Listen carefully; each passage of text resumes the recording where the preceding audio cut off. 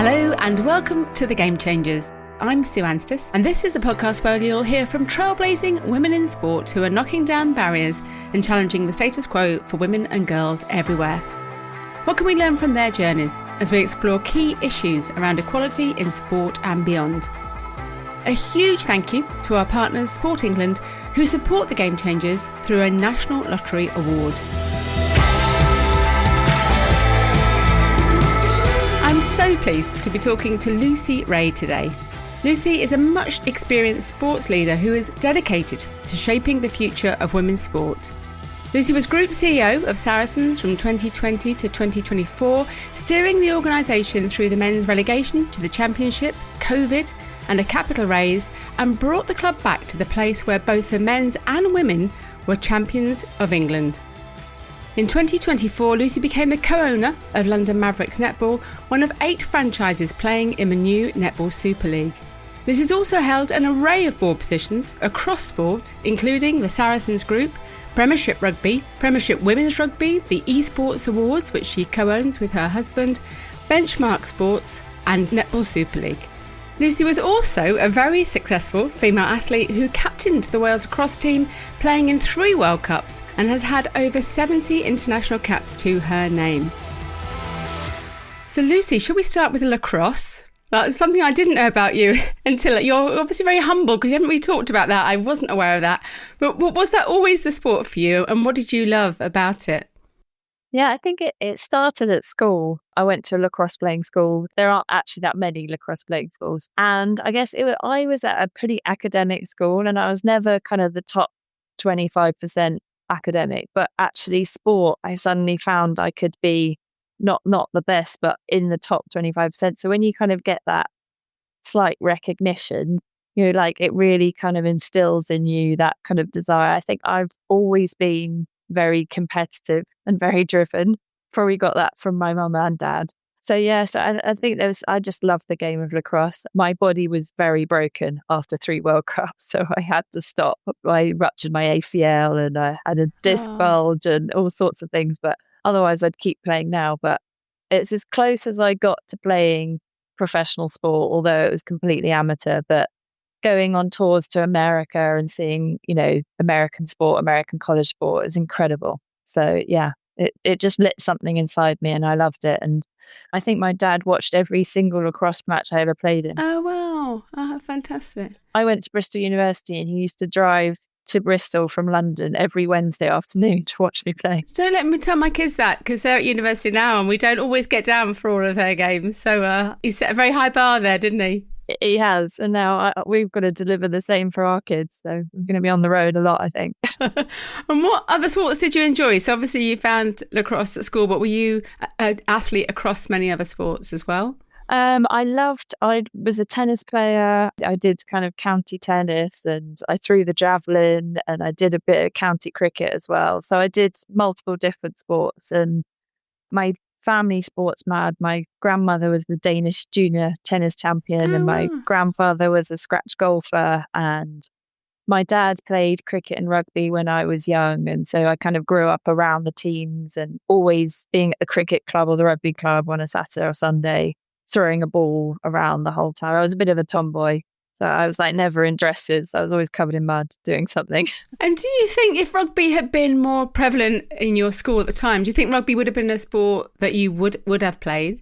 I tried rugby in my teenage years. When my dad first got involved with Saracens, I actually went to a few women's sessions. And when I went to Bristol University, I tried it again. I think I was so in love with lacrosse that was always going to be the winner, but I definitely tried it. I'm not sure I was brave enough to take the hits, to be honest, but yeah, I think it's a great game. I loved it. I always loved throwing a rugby ball around and learning how to do a spin pass off both hands and all of that. So maybe if it had been bigger and in schools, it would have been an option for me.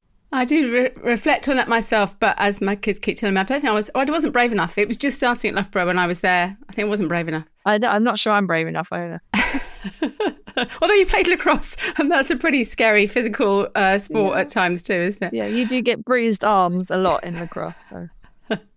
You mentioned there that your family have been involved in Saracens since 1995 when your dad first invested in the club and you were still in school at the time. So how much was the club and rugby a part of your life growing up? It very quickly became a big part of our lives.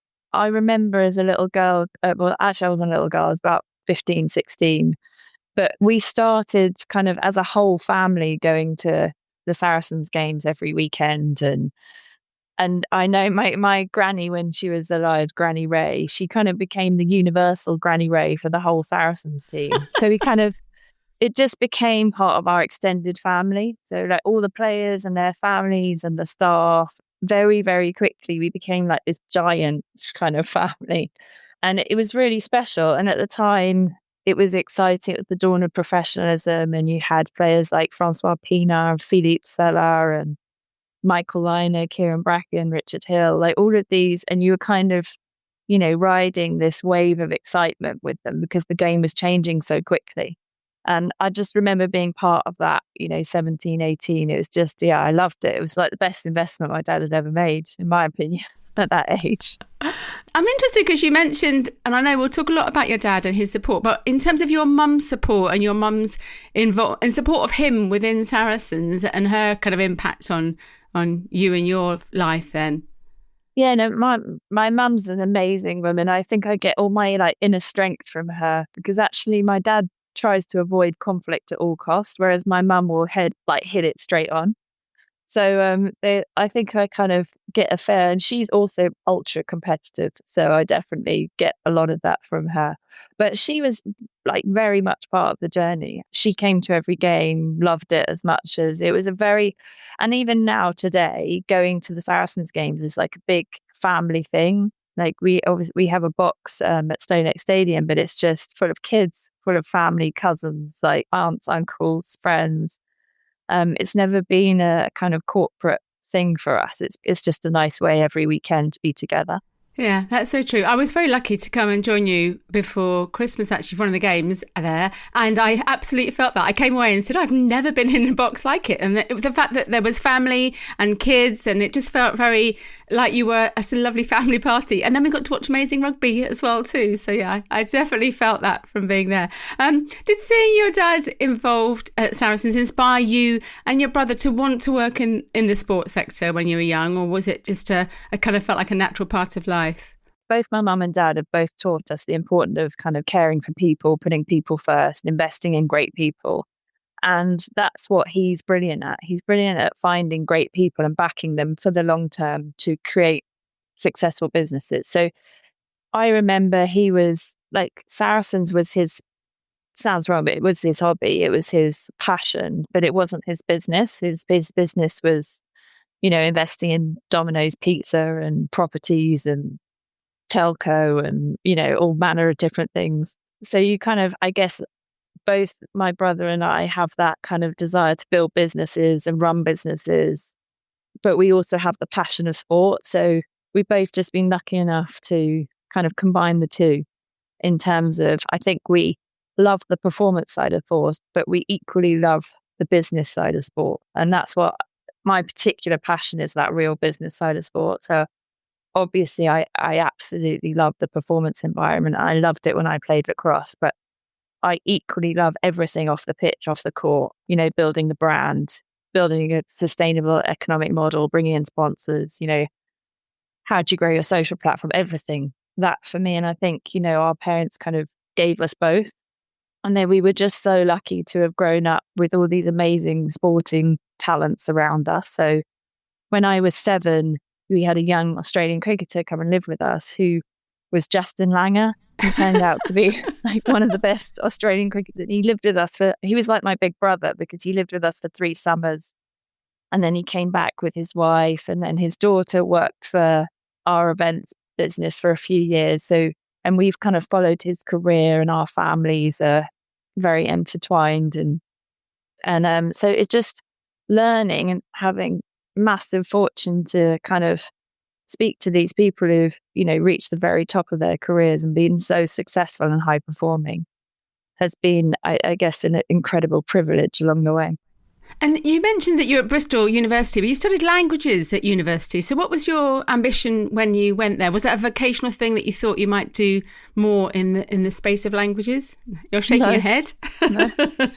I think I can't remember who told me this, but someone said to me that you should just pick something at university that you love. And it doesn't really matter where it might lead, just do something you love. And I just happened to have an incredibly good French teacher at school. And, some teachers can really inspire you. I just loved my French teacher. And yeah, so I kind of went to languages not thinking I'd ever have a career in languages. It was just, I wanted to go to Bristol University, enjoy university life. And I chose something I was really loved and didn't really think about a career from it, though. I don't think that ever crossed my mind. And what were your first roles out of university? Where did you go to from there?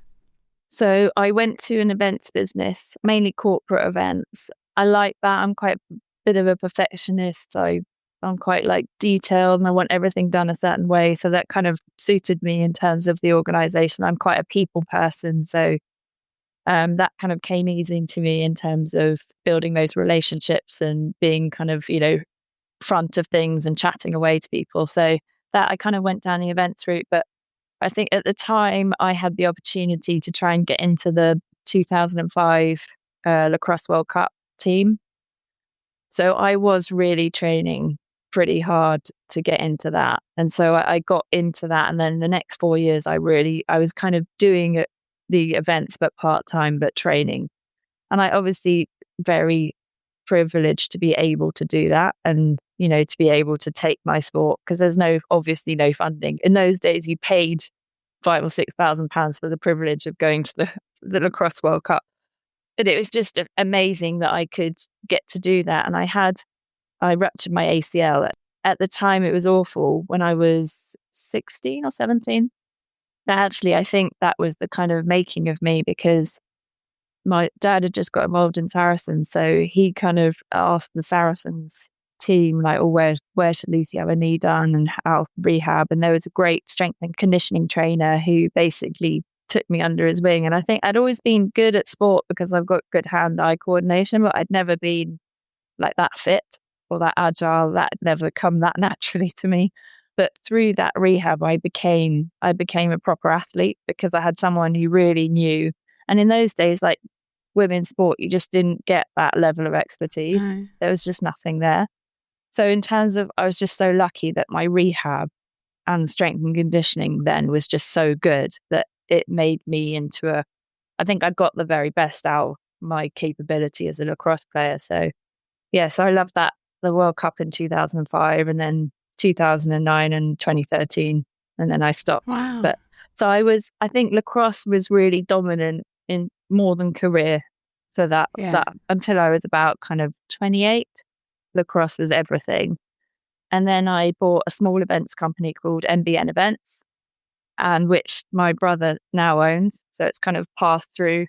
We did Rugby World Cup dinners and Ryder Cup lunches and Sporting Speaker of the Year, things like that. So all events using kind of all of our kind of corporate relationships, but centered around sport.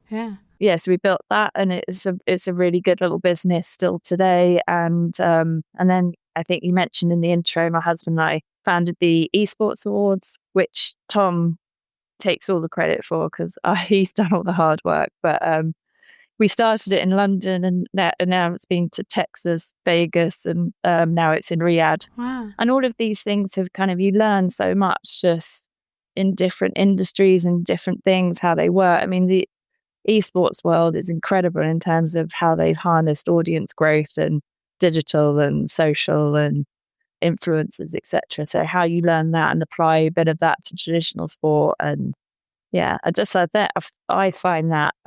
the whole business world of sport fascinating for me. That's really interesting, isn't it? And we're going to come on to talk about London Mavericks in a minute, but I know, having sat in board meetings with you and hear that you're bringing in all that expertise and awareness of what's happening at the cutting edge of other sports too. And that is an amazing place to be able to kind of coalesce all that skills and knowledge, as you say, across other sports and other sectors too. And I think I'm really lucky that as a family, and Dad's invested in, tens of 10s, 20s, 30s, 40s, 50s of different businesses, all from different sectors.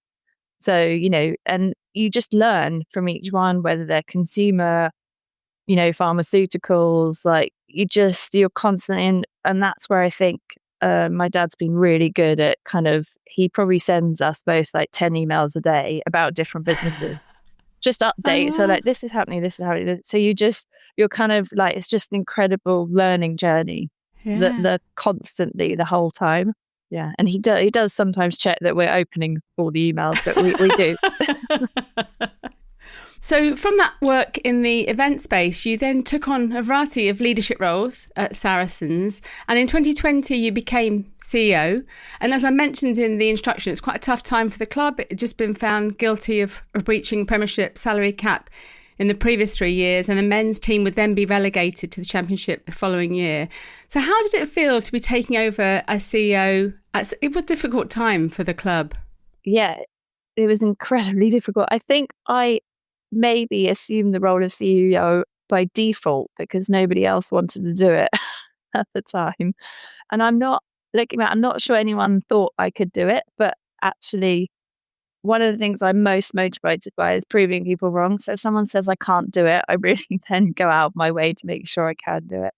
But I mean, it had been so that the club obviously still is, but it was such a big, part of our lives for so long by that stage. And not just the club, but, the Saracens High School and the Saracens Foundation and like the whole community and the fans and stuff. And obviously, Dad had kind of poured his heart and soul into it by then for 2 decades. So obviously I was highly motivated to make sure we got through it and we survived it. So that was a kind of huge, I think if you have that level of motivation is quite powerful. I was 6 months pregnant at the time, which added another level of complication. Wow. But I had 5 or 6 people around me who were just incredible, who really stepped up and really put like relentless hard work into it. So it wasn't just me, it was this kind of trusted team of like war room people who kind of really got together.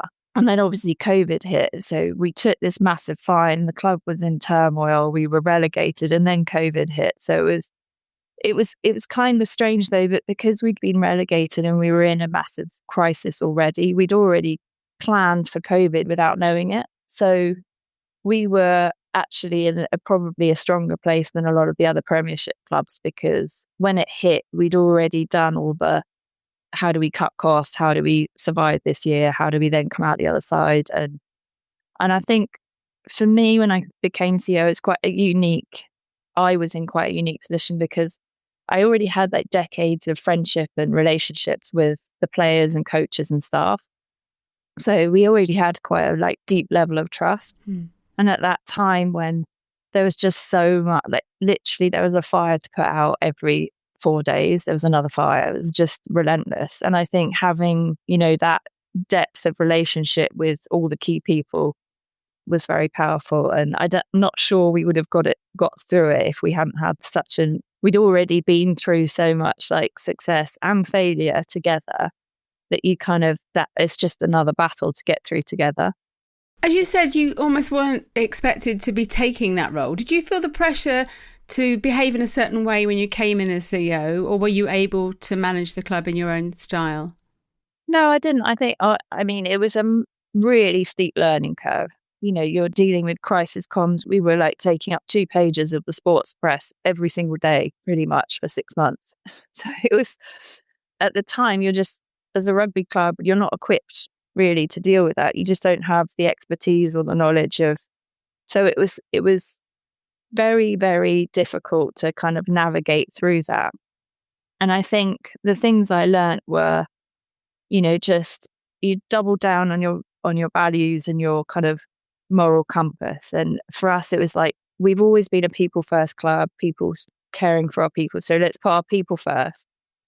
Let's try and, we probably didn't get this right all the time, but try and communicate as much as possible, even if it was not good news. So have really honest conversations, even if it was kind of you're telling them stuff they really don't want to hear, but just communicate. And yeah, just I think having that war room of trusted people to get through it.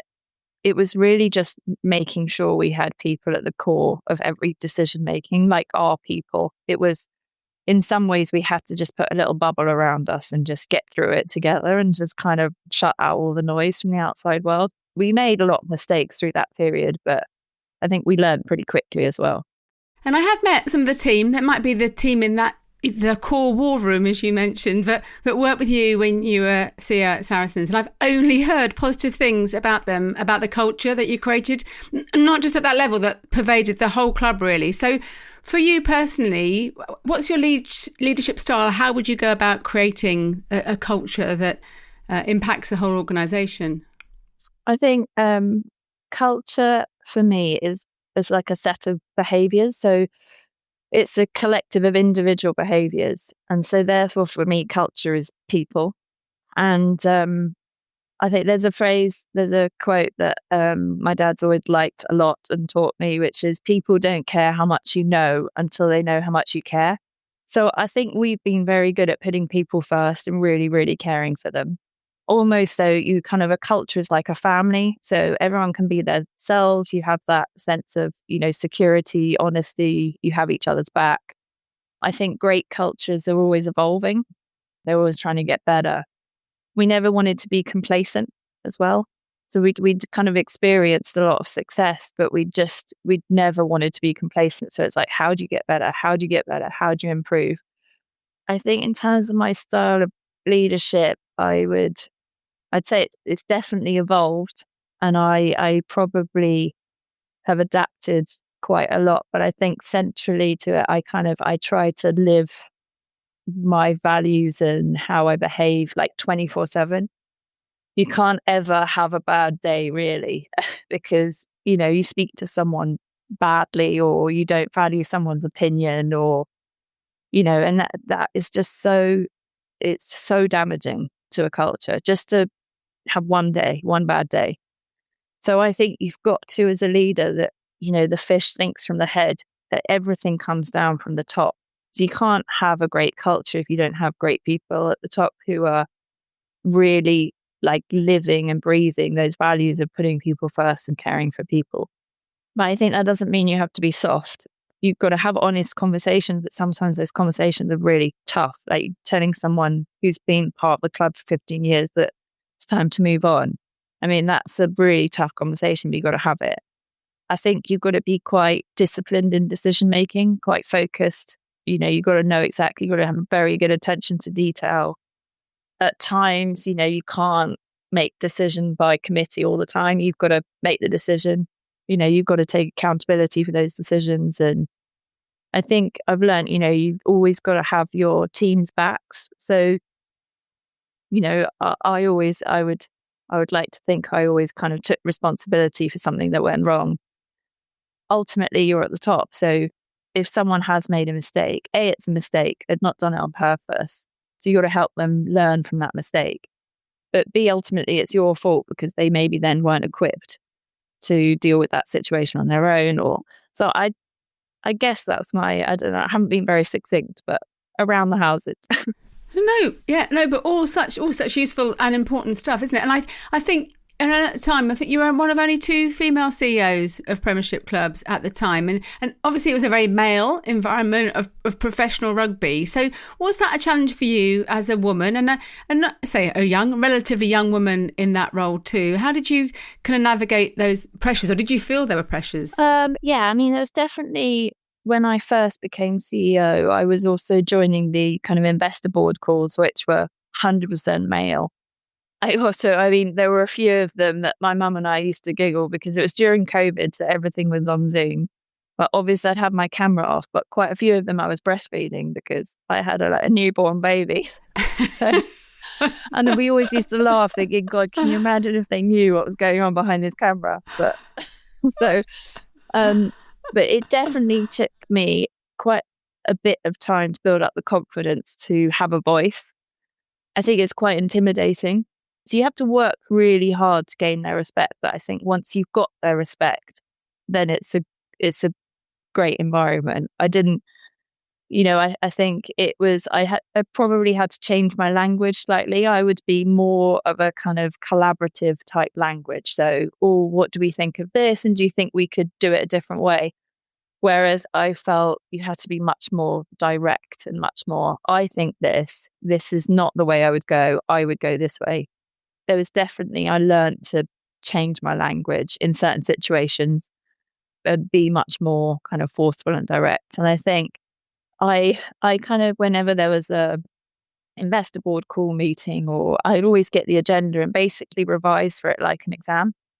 So I'd like just take every kind of point on the agenda and made sure I spoke to a broadcast expert or someone on there, so I knew exactly what was it. It's probably like my geeky education, but and being a good student. But I think that then gave me like confidence that actually I knew a lot more. I'd done a lot more homework. I knew exactly what I was talking about. So then I kind of, found my voice to say, no, that's not right.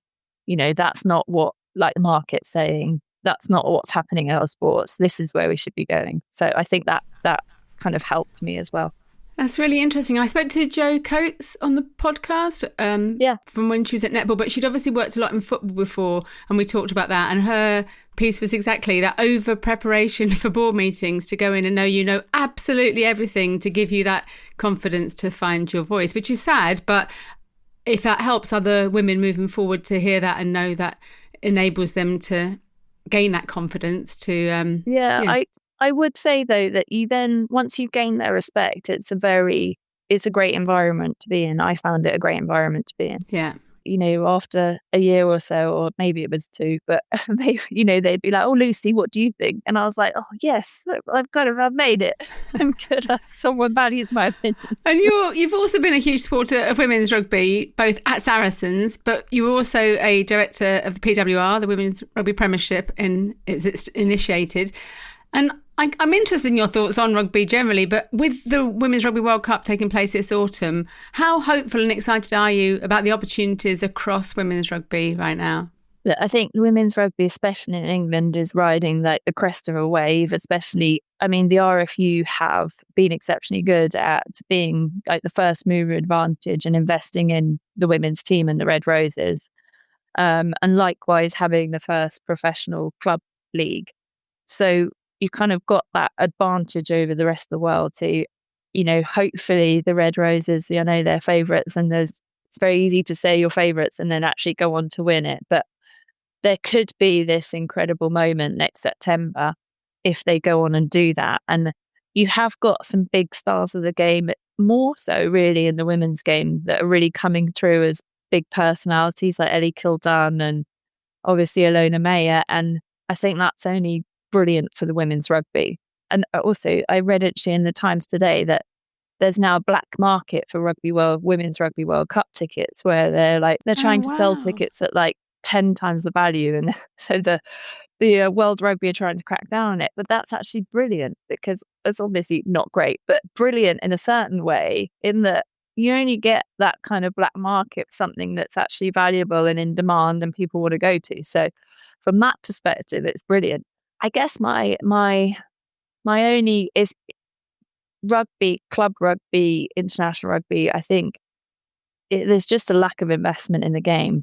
And the problem for women's rugby is that the club level is the same owners, it's the same clubs, it's the same people.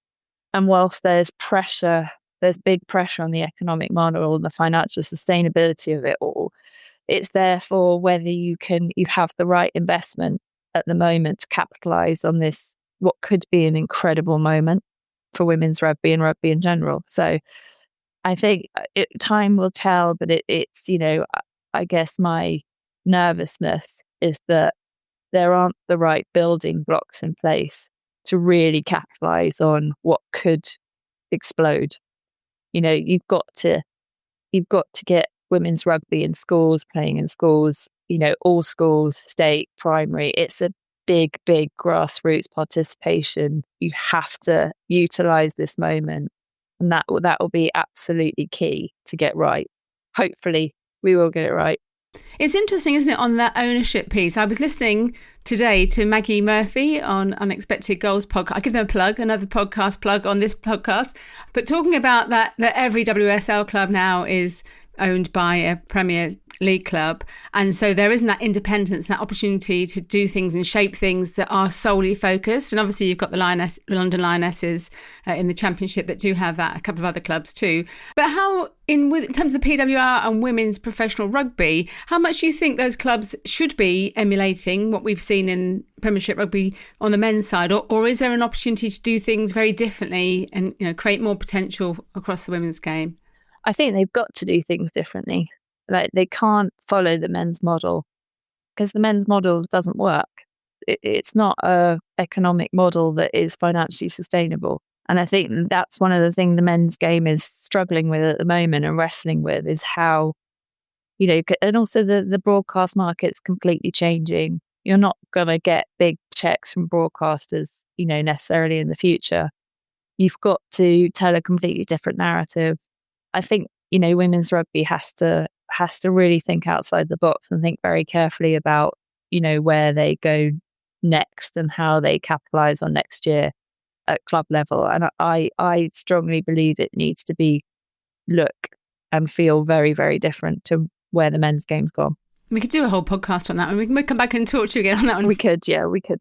So along with rugby, you're also doing a huge amount in netball. You're co-owner of the London Mavericks, and you also sit on the board of the Netball Super League. And I'm, as mentioned earlier, incredibly proud to be on your board at London Mavericks. But just going back, what was it that inspired you and Olivia Hall to invest in London Mavericks? Firstly, I was incredibly lucky to meet Olivia, or to be introduced to Olivia, and she was, at the time, incredibly passionate about kind of the perception of women and girls and raising the standard and treatment of women and girls more generally.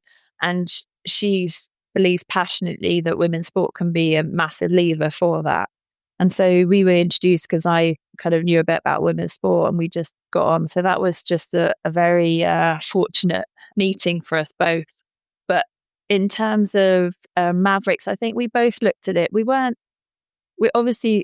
passionate about sport. We weren't actually passionate netballers or netball fans, which I think was actually quite good, because we looked at it through a very almost dispassionate kind of angle, in terms of actually the raw materials of netball and the foundations of netball as a sport to turn professional are really quite compelling, because you've got this massive participation base.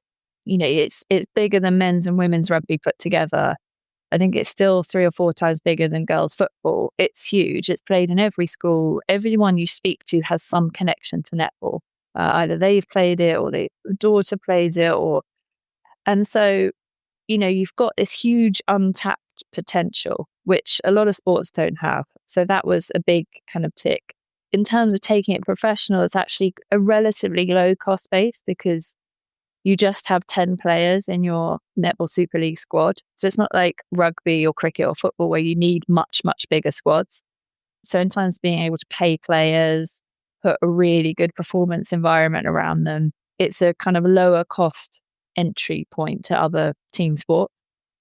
It's quite unique in that it's a female-led sport. So it's much bigger than the men's game, although we'd love to see men's netball get bigger, because we kind of believe that's really important for the sport as a whole. So for all those things, we felt actually women's sports going on this massive growth trajectory. So, you know, it's growing exponentially over the next 10 years. It's going to be the biggest growth area for sport in general. So women's sport, great. Netball, yes, huge participation, untapped, low cost base. And London. I think London was important for us as well. So for all of those reasons, and then you kind of you're kind of using your head to make those investment decisions, and then very, very quickly your heart's completely involved as well. And what surprised you most in terms of owning and running a netball club in comparison to owning a rugby club? And I know obviously the difference in the history and the size of, but what have been some of the key differences there you've seen in this first year? I think, you know, the netball is very much like like any small startup business. You know, you've got very limited resource. You've got people who are having to wear 7 different hats, and be it, spin about 10 different plates, and it's really fast moving. And I love all that. So I love that environment. In that respect, it's not different to any kind of startup, small business where you're building a brand and you're building an audience and you're trying to maximize your revenue growth and you're putting in all the foundations and pillars to do that, whilst also, setting up your performance environment. But actually the performance environment is not the easy bit, but the bit that actually, if you've got the right people, happens quite quickly. And as I said, if you put people and player welfare at the center of that, can be really powerful. So it's more the business side, which takes a bit of time. But in terms of netball and rugby, they're not hugely dissimilar in terms of, there's always more calls on your capital than capital available. So it's always this difficulty of kind of weighing up your decisions of where you spend money and where it's going to kind of be best placed for kind of long-term future growth. I think Olivia and I are very much focused on long-term. We're not kind of trying to build something in 10 months that wins one thing and then disappears. We want to build something that's successful on and off the court for the very long term, has a kind of long-lasting positive impact, like fans, community, players, right at the center of it, center of all our decision making. We're trying to be as disruptive as possible because we'd love to kind of be able to prove a different model or a different economic model of how you can do women's sport, how you can do it independently with like dedicated resource, like patient capital, stable ownership over the long term. And what are you hoping? You talk about that success and, the long-term building, but what are you hoping success might be for this year on and off the court? Well, I kind of don't like to talk about outcomes. I like to talk about processes. So I kind of think if you get your processes right, the outcomes will look after itself. So I wouldn't say we won't say like success looks like, winning or like being in the semi-finals or whatever. I think ultimately success will look like, can we kind of look at ourselves and say, actually, we've really looked after the players as well as we can. We've looked after our staff as well as we can. We've tried to do the best by the whole netball community, by our fans. Like, we've got to have fun. Like, it's got to be a fun journey. It's obviously got to be focused, and we're trying to. Now, obviously, if we kind of see no progress, then we're doing something wrong. And we're very competitive. Someone like Tamsin Greenway and Cam and Nikki Austin, your coaching team, they're definitely all going to be wanting to win. But, I think for us, that's not the be all and end all. It would be incredible if we got any success and we got to playoffs. I kind of, when you win a trophy, it's like you're euphoric for 48 hours and then you feel the same as you did the week before. So it doesn't have that kind of long-lasting impact on people's lives. I think what does is creating the right culture, the right environment, and trying to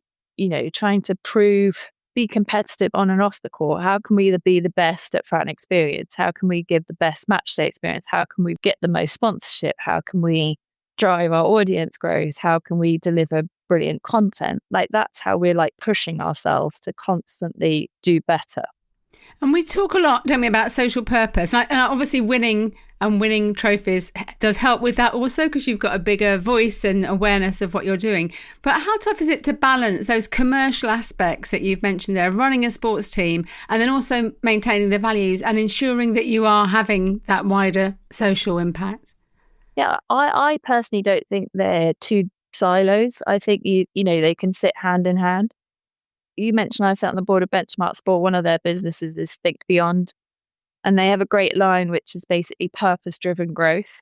And I think that's you can really deliver that. You can really deliver a lot of impact and purpose, but whilst also growing your brand. And I think they can sit together.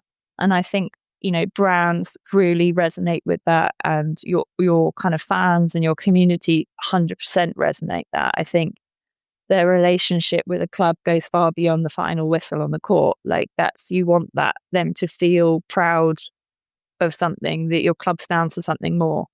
So I believe that, they sit hand in hand. Yes, you can't be, losing more and more money year on year and investing then more and more in your impact, because it just, so like you said, the more commercially successful you can be, the more you can then deliver on the impact side as well. So I really believe they sit very much hand in hand and work together. And it's obviously great news that this year all the games within the Netball Super League will be broadcast on Sky or the BBC, which is fantastic. And we've mentioned the success of PWR with Ilona Mayer across, and the increase in terms of attendances at some of those games. But sadly, neither the Netball Super League or the PWR have title sponsors right now. I was going to say to you, why do you think that is? But I'm really interested in your thoughts of, despite that success and the growth of women's sport and all we're talking about and professionalism, that we haven't seen sponsors flocking to those leagues.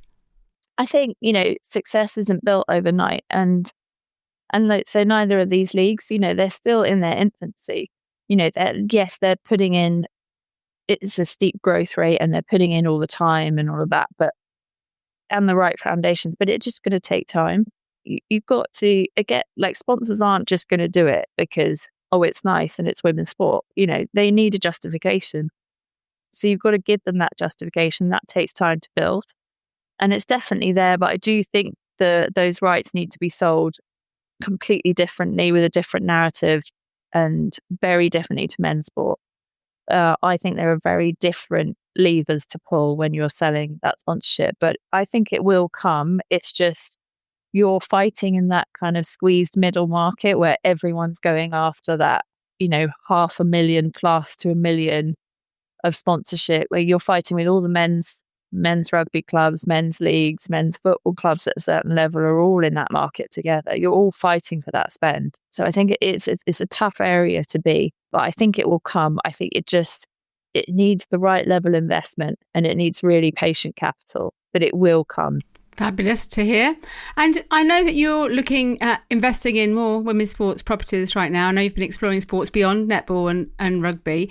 So where do you find that balance between finding those properties that will be profitable commercially and that can have that significant social impact as well too? Are there specific sports or teams or leagues? What are the drivers for you there? I think a bit like we looked at the netball opportunity. It's, you do a bit of a market analysis and your due diligence, and then you kind of get a gut feel of the people you're investing in. And, essentially you're investing in people, the people who are running it, the people who are at the top. And I think we're at the moment just spending a lot of time just understanding, talking to as many people as we can, understanding what the opportunities are. Olivia and I have slightly different kind of, I guess, investment criteria, which is good. It's a good balance. Like, we're both looking at it from a slightly different lens, and she sometimes makes her own investments, and likewise we do our own investments. So I think it's just, we're kind of in that learning phase at the moment, seeing where the opportunities are. And I think you've got to have a bit of a passion for whatever you invest in. So I think there are some things we've kind of not looked at just because, like, we're more passionate about team sport, for example, than individual sport. So there's certain criteria we would look at. And just finally, obviously there is more money coming into women's sport, as we've said, lots of investors in this space. But if we were to encourage other brands and investors to come and look at women's sport right now, what would you say? What would your recommendation be as to why that is a good commercial option? Well, I think I'll need to fact check, or you might need to fact check myself on me on this, but I think they're saying that the women's sports industry is going to go from 3 billion to 23 billion in the next 10 years. So, like, massive growth. It's going to outstrip growth of any other sport. And yes, you're starting from a very low level, but that's a huge opportunity. I think if I was an investor, I would say you've got to be patient. You've got to look at this over the long term. You're not going to do anything in 12 months, 24 months. You've got to look at it. Okay, what can we achieve over the next 10 years, 15 years? So I think you need to look at it with that lens on. You need to be patient, but it's a huge growth potential. And I think obviously there's some women's sports will do better than others. So you've got to look at it like you would weigh up any business opportunity. But I think beyond the actual investment itself, sport is an amazing thing to invest in because you learn so much. You meet incredible people, like these peak performance people who don't really understand what mediocre means. And you kind of go on this like passionate roller coaster journey of winning, losing, and like magic moments with people. Even in the like depths of despair when you like lost everything, you still learn something through that, and you get these incredible bonds. I just don't think that happens in many things other than sport.